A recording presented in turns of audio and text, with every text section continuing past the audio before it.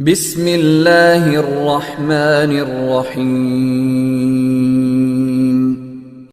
الحمدللہ والصلاة والسلام علی رسول اللہ، اما بعد۔ امید کرتا ہوں آپ سب خیریت سے ہوں گے۔ ایک ایسی حدیث، ایک ایسی روایت آپ کے سامنے لے کر حاضر ہوا ہوں۔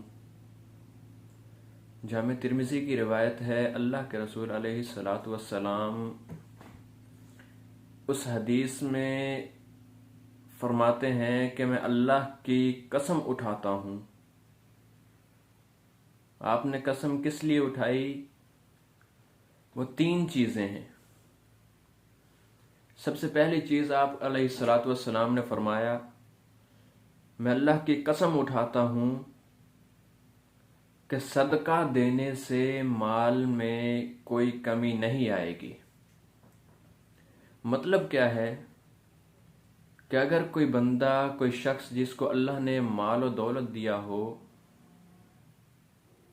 وہ اللہ کے راستے میں، اللہ کی رضا کے لیے اگر اس میں سے کچھ خرچ کر دے تو کبھی بھی اس کے مال میں، اس کی دولت میں کوئی کمی واقع نہیں ہوگی، کیونکہ یہ ہماری کسی عام آدمی کی بات نہیں بلکہ اللہ کے رسول علیہ الصلاۃ والسلام کی بات ہے، اور وہ اس پر قسم اٹھا رہے ہیں۔ آپ دیکھ لیجئے، اب دنیا گھوم لیں، آپ دنیا کی تاریخ کو پڑھ کر دیکھ لیں، جو بندہ اللہ کے راستے میں خرچ کرتا ہوگا اس کو کبھی بھی اللہ نے مال کی جو کمی ہے نا وہ واقع نہیں ہونے دی۔ اور دوسری بات جس پر اللہ کے رسول علیہ الصلاۃ والسلام نے قسم اٹھائی، آپ نے فرمایا جو شخص ظلم پر صبر کرتا ہے اللہ اس کی عزت بڑھا دیتے ہیں۔ مثال کے طور پر اگر کوئی بندہ، اس پر ظلم کیا جا رہا ہو، زیادتی کی جا رہی ہو، کوئی کمزور ہے، کوئی طاقتور اس کے اوپر ظلم کر رہا ہے،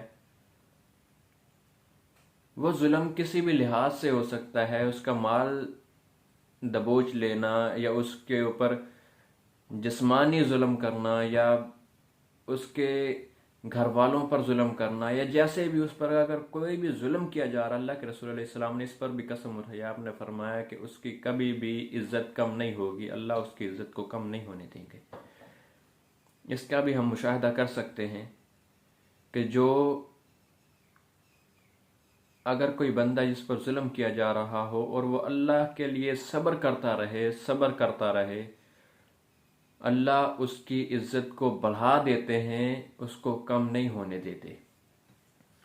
اور تیسری بات جس پر اللہ کے رسول علیہ الصلاۃ والسلام نے قسم اٹھائی، آپ نے فرمایا